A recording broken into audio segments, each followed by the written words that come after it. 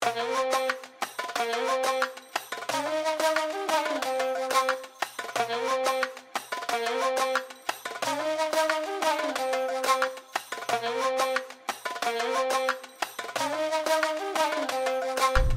na siya.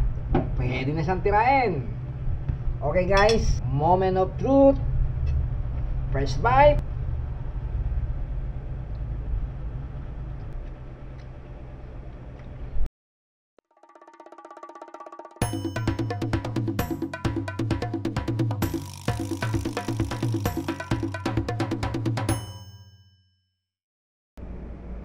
Hi guys! Magandang araw and welcome back sa aking channel na Everyday Cooking and Sunday Gala Adventure Food Hunting. For today's episode, may challenge sa akin. May nagpadala sa akin message at look at that message. Ang challenge, magluluto at ibablog ko daw ang gisadong pansit canton. Tapos, meron pa siyang binigay na recipe. Susundan natin. Although, madalas kong lutuin ito. Dahil may nag-request, iluluto at ibabalag natin ang pansit canton. Okay, ngayon na. Magluluto tayo ng pansit canton na may pork lempo, pork liver, dry mushroom at veggie. Ngayon, ipakikita ko ang aking version ng pansit canton kahit wala tayong chef skill. Basta magpiling chef ko. Hindi ko sure kung anong magiging lasa kasi maglalagay tayo ng dry mushroom at itong pansit canton seasoning powder. First time ko to. So, prepare muna natin ang ating mga ingredient. Meron tayong 500 gram ng canton noodles. Yung ganitong noodles na tamang-tama sa lahat ng toppings. At syempre, hindi mawawala ang bawang. Kasama yan sa buhay. Wow! Then, we have 200 gram pork lempo. Tsaka 200 gram ng pork liver. Kailangan natin to for that rich flavor na magiging perfect balance with the noodles. At syempre, huwag kalimutan ang mga veggies, carrot, bell pepper, cabbage, at green beans. At maglalagay ako ng dry mushroom para hindi tayo puro meat lang. May konting healthy vibes din. Tapos, syempre, kailangan din natin ng onion, soy sauce, oyster sauce, at pork cubes para sa perfect flavor combo. Ugasan at i-chop ko muna itong pork lempo at ang ating pork liver at ang mga veggies.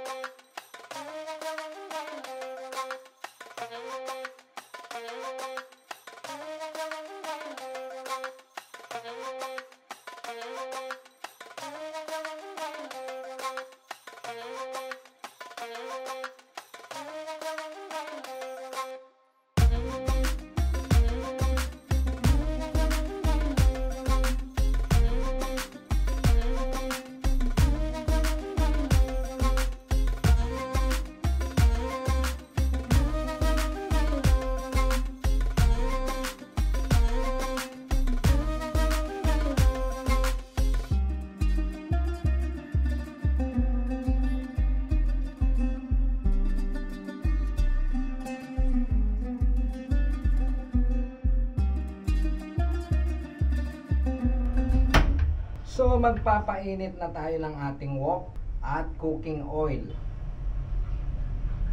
Piprituin muna natin ang ating pork lempo at yung ating pork liver. Medyo malaki lang yung hiwa ng ating pork liver. Baka madurog kasi. Siguro maya, liliitin ko din yan. Lagay tayo ng cooking oil. O, diba? Narinig nyo yon? Ganyan ang buhay. At kapag ganitong majinit na cooking oil, unang gagawin natin, ipiprito muna natin itong ating mga sahog. Ilalagay na natin itong oil. Medyo maingay lang dito sa amin talaga.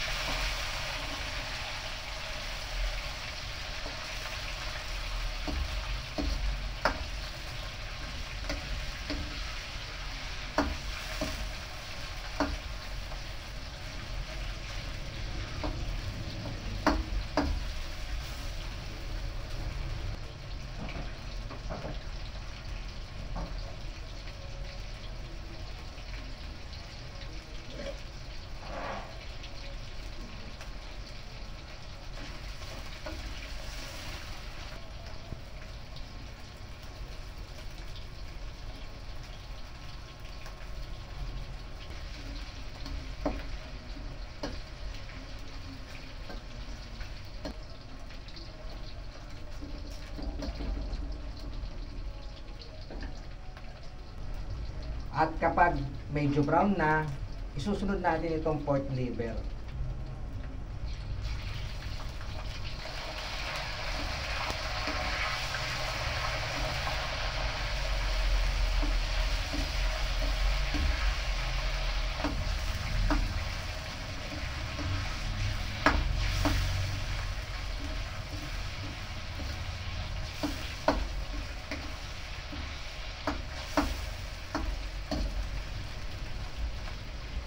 At kapag ganitong okay na sila, iset aside muna natin.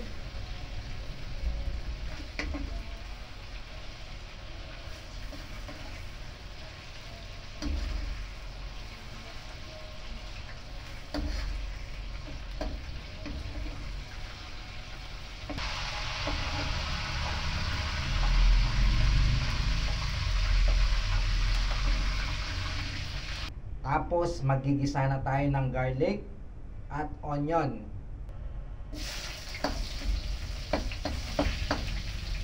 I'm telling you, amoy pa lang, parang ang sarap na.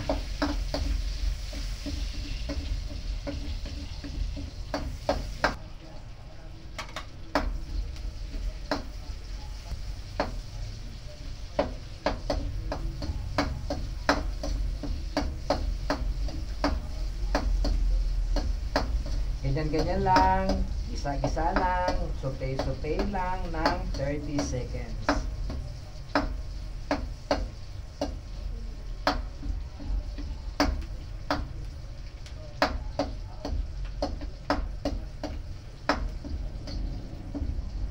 Pag medyo brown na ang bawang at ang ating sibuyas, isusunod natin itong bell pepper.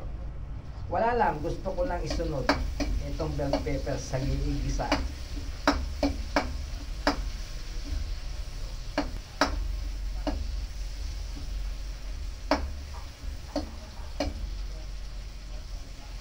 Kung ano masyadong maliit. Tapos ilalagay na natin tong pork lempo at itong ating liver, pork liver.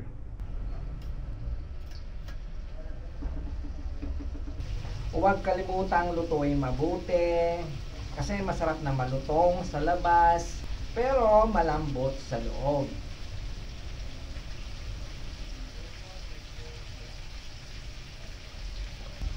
Maglalagay na tayo ng soy sauce, oyster sauce,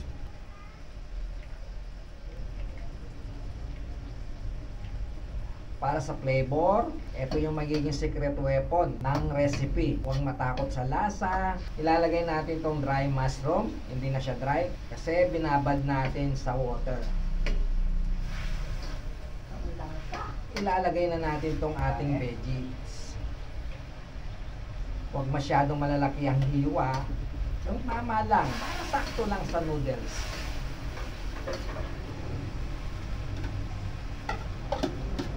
Parang sa buhay, hindi pwedeng malaki ang problema. Kailangan balance.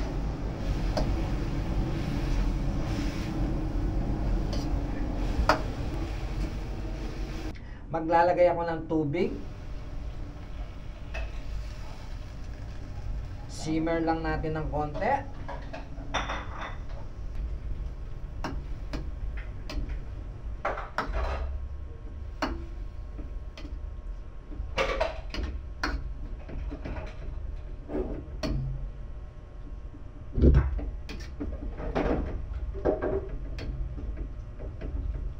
Then, tatanggalin natin sa sauce ang meat at yung veggies.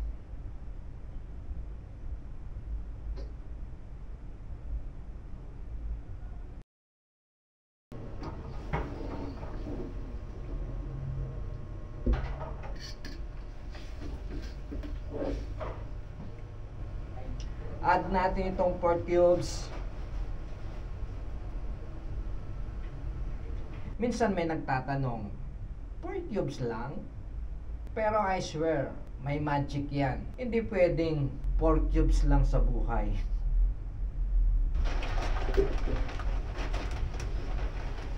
Okay, ready na. Ilalagay na natin itong ating noodles. Dahan-dahan lang. slowly but surely.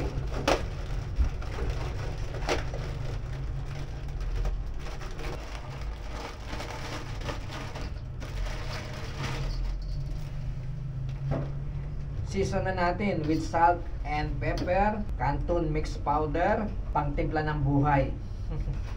Don't forget the magic touch. Add tayo ng water para maluto yung noodles at magiging perfect yung sauce.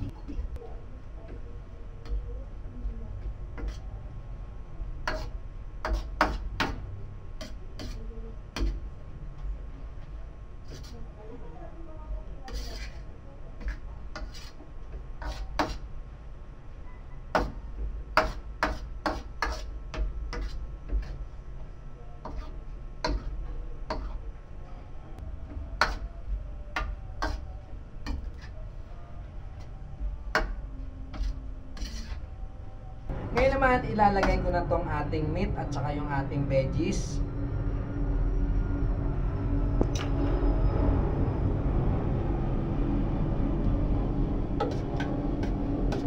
So, aluluin lang natin hanggang magpantay ang lambot ng noodles.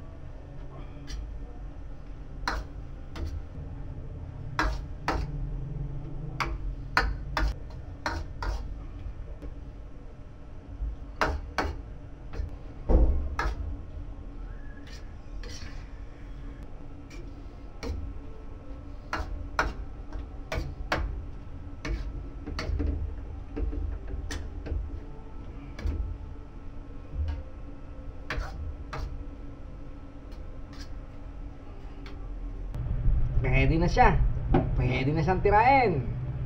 Okay guys, moment of truth. First bite.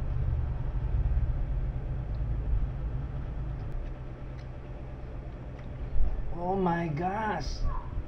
Ang sarap. Ang sarap. Yung tamis ng sauce. Tapos may richness ng pork. Masarap to guys, lalo na may pandesal. So tama-tama may pandesal tayo. Ayan. So ayan, ipapalaman natin sa pandesal. Tama lang yung alat niya. So hindi na tayo nagdagdag ng asin.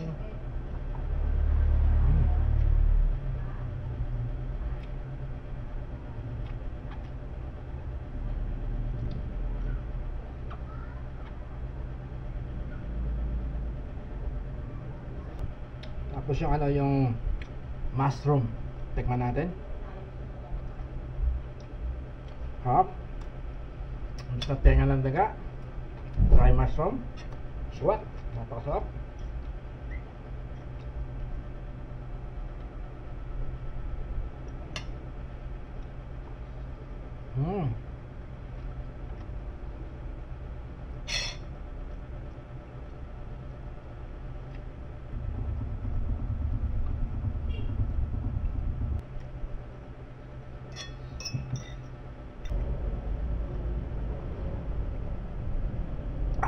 Hindi ko alam kung anong happiness to.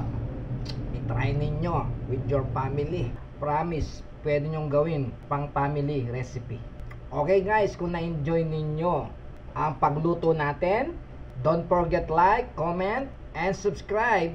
Luto tayo ulit sa next vlog. At kung may mga recipes kayong gustong ipadala akin with link, comment. Paalam!